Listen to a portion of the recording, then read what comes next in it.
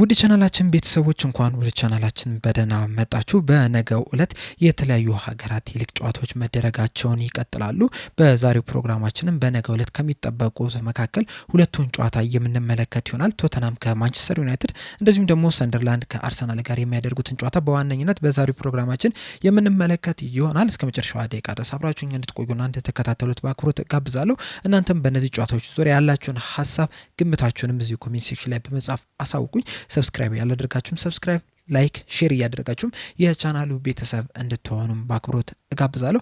አሁን በቀጥታ ወደ ፕሮግራማችን የምናመራ ይሆናል። በዋነኝነት ወደምንመለከታቸው ሁለት ጨዋታዎች ከማምራታችን በፊት በተለያዩ ሊጎች የሚደረጉትን ጨዋታዎች እንጠቁማችሁ። በመጀመሪያ የምንመለከተው በስፔን ላሊጋ የሚደረጉትን ጨዋታ ሲሆን በነገው ዕለት 4 ጨዋታዎች ይደረጋሉ። አትሌቲኮ ማድሪድ ከሌቫንቴ የሚያደርገው ጨዋታም ተጠባቂ ጨዋታ ነው። በጣሊያን ሴሪያም ተመሳሳይ 4 ጨዋታዎች ሲደረጉ ኮሞ ከካግላሪ፣ ጁቬንቱስ ከቶሪኖ፣ ፓርማ ከኤሲ ሚላን የሚያደርጉት ጨዋታም ይጠበቃል።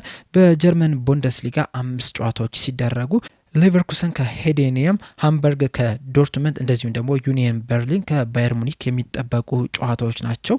በፈረንሳይ ሊግ 3 ጨዋታዎች ሲደረጉ ማርሴይ ከብረስት፣ ሞናኮ ከሌንስ ጋር የሚያደርጉት ጨዋታ ይጠበቃል። በእንግሊዝ ፕሪሚየር ሊግ 5 ጨዋታዎች በነገው ዕለት ሲደረጉ ቶተናሞች ከማንቸስተር ዩናይትድ ጋር 9 ሰዓት ተኩል፣ ኤቨርተን ከፉላ፣ ዌስትሃም ከበርንሌ በተመሳሳይ 12 ሰዓት ላይ ሲደረጉ ሰንደርላንድ ከአርሰናል ምሽት 2 ሰዓት ተኩል፣ ቼልሲ ከወልቭስ ምሽት 5 ሰዓት ላይ የሚደረጉ ጨዋታዎች ይሆናሉ። ቼልሲ ከወልቭስ ጋር የሚያደርጉትን ጨዋታ ስንመለከት ይህ ጨዋታ ለሁለቱም ቡድን ወሳኝ ነው። ነገር ግን ለምን ወሳኝ ሆነ የሚለውን ነገር ስንመለከት የሁለቱም ቡድን የተለያየ ምክንያቶችን ነው የምናስቀምጠው። የቼልሲን ስንመለከት አንደኛ ወደ ቶፕ 4 ውስጥ የሚገባ ነው። ምናልባትም ቶፕ 2 ውስጥም ሊገባ የሚችልበት አጋጣሚ ሆኖ መጥቶላቸዋል። ምክንያቱም ቼልሲዎች በዚህ ሰዓት በ17 ነጥብ 7ኛ ደረጃ ላይ ነው የተቀመጡት። ሁለተኛ ደረጃ ላይ የተቀመጠው ማንቸስተር ሲቲ ደግሞ በ19 ነጥብ ነው ሁለተኛ ደረጃ የተቀመጠውና ያናቸው የነጥብ ልዩነት 2 ብቻ ነው። ወልቭስን የሚያሸንፉ ከሆነ ቼልሲዎች በ1 ነጥብ በመብለጥ ሁለተኛ ደረጃ ላይ መቀመጥ ይችላሉ። በእርግጥ ቶተናሞች ማንቸስተር ዩናይትድን የሚያሸንፉ ከሆነ በእኩል ነጥብ በጎል ክፍያ በመብለጥ ሁለተኛ ደረጃ ላይ ሊቀመጡ ይችላሉ። ነገር ግን ደግሞ ያላቸው የጎል ክፍያ ልዩነት 2 ብቻ ነውና ቼልሲዎች ወልቭስን በሰፊ የጎል ልዩነት የሚያሸንፉ ከሆነ ቶተናምን በመብለጥ ሁለተኛ ደረጃ ላይ መቀመጥ ይችላሉ።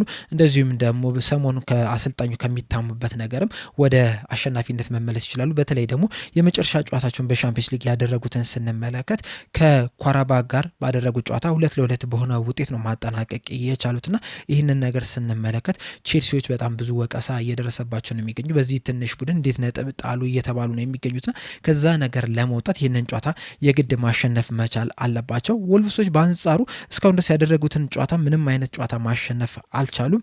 በ10 ባደረጉት የፕሪሚየር ሊግ ጨዋታዎች 8ቱን ሲሸነፉ 2ቱን አቻ በመውጣት በ2 ነጥብ 20ኛ ደረጃ ላይ ነው የተቀመጡትና ከዚህ የወራጅ ቀጠና ለመውጣት እያንዳንዱን ጨዋታ የግድ ማሸነፍ መቻል አለባቸው። 17ኛ ደረጃ ላይ ከተቀመጠው ከበርንሌም በዚህ ሰዓት በ8 ነጥብ ልዩነት ነው የተቀመጡትና የዘንድሮ ወራጅ ቡድን ላለመሆን ይህንን ጨዋታ የግድ ማሸነፍ መቻል አለባቸው።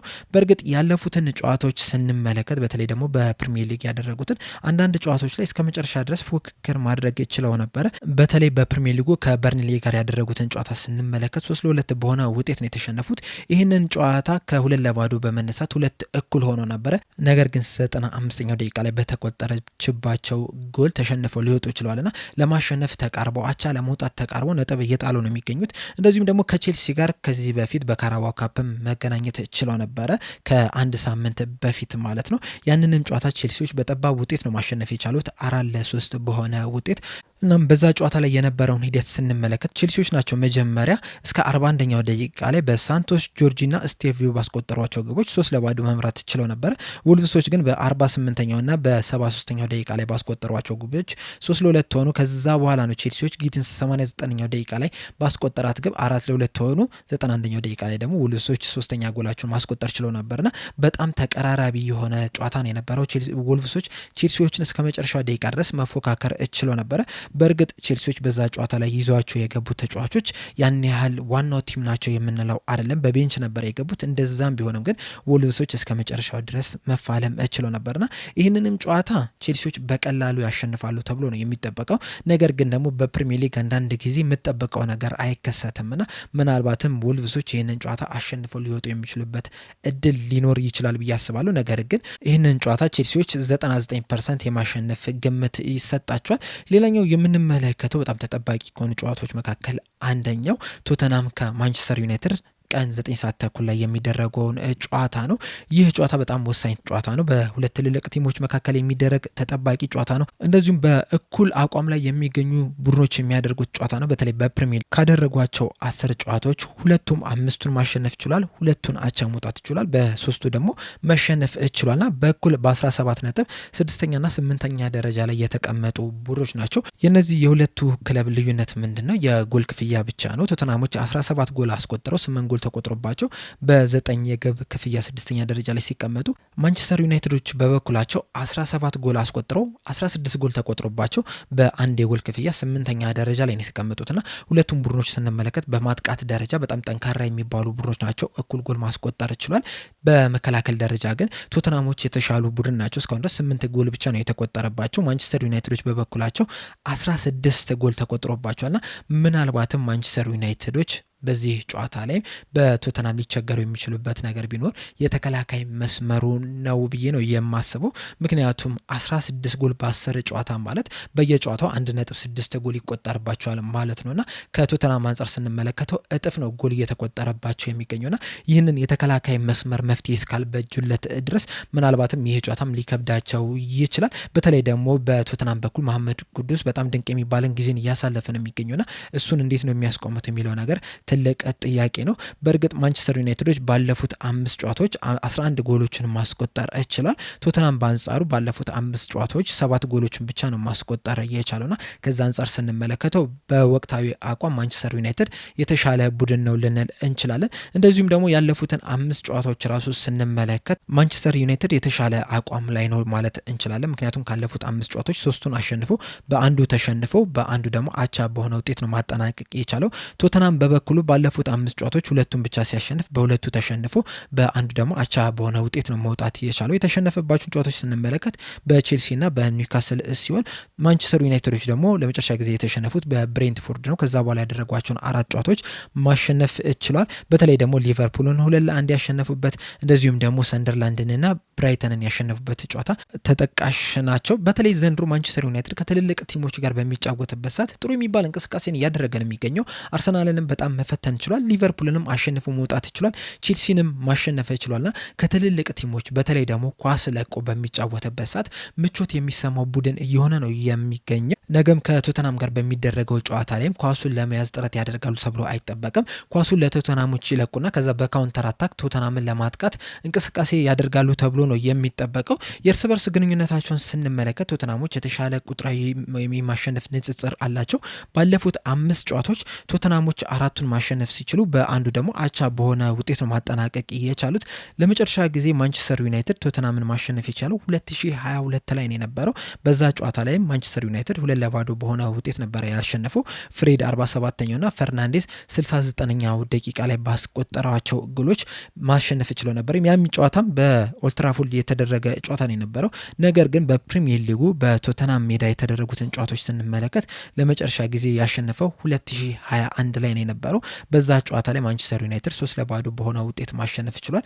ሮናልዶ 39ኛው፣ ካቫኒ 64ኛው፣ ራሽፎርድ 86ኛው ደቂቃ ላይ ባስቆጠሯቸው ግቦች 3-0 በሆነ ውጤት ማሸነፍ ችሏል። ይህም የሆነው ግን ከ4 ዓመት በፊት ነው፣ 2021 ላይ ነው። ከዛ በኋላ ያደረጓቸውን ጨዋታዎች ማሸነፍ አልቻሉ። እናም በቅርብ ጊዜያቶች ቶተናም የበላይነቱን እየወሰደ ያለ ክለብ ነው። ይህንንም ጨዋታ ቶተናሞች የማሸነፍ ግምት ተሰጥቷቸዋል። ነገር ግን ማንቸስተር ዩናይትድም ቀላል ግምት አይደለም የተሰጠው። ምንም እንኳን መከላከሉ ላይ ደካማ ነው ቢባልም ነገር ግን ደግሞ ማጥቃቱ ላይ የተሻለ እንቅስቃሴን እያደረጉ ነው የሚገኙት። በተለይ ደግሞ የኩኛ ሚንቦማና የአማድ እንቅስቃሴ ወይም ጥምረት በጣም አስደናቂ የሚባል እየሆነ እየመጣ ነው። ምናልባትም ከዚህ በኋላም ይህንን ጥምረት አስቀጥለው የሚሄዱ ከሆነ ማንቸስተር ዩናይትድ ከአምናው ከካቻም ነው የተሻለ ውጤት እንዲያስመዘግብ ይረዳቸዋል ብዬ አስባለሁ። በዚህ ሲዝን በጣም ጠንካራ ነገርን እየተመለከትን ነው የምንገኘው። እንደዚሁም ብሩኖ ፈርናንዴዝን ስንመለከት ራሱ አሁን ላይ የሚጫወትበትን ቦታ እየለመደው የመጣ ይመስለኛል። ምክንያቱም ይህንን ቦታ ደብል ፒቮቱን ሲጫወት መጀመሪያው አካባቢ ላይ ምቾት የተሰማው አይመስልም ነበረ።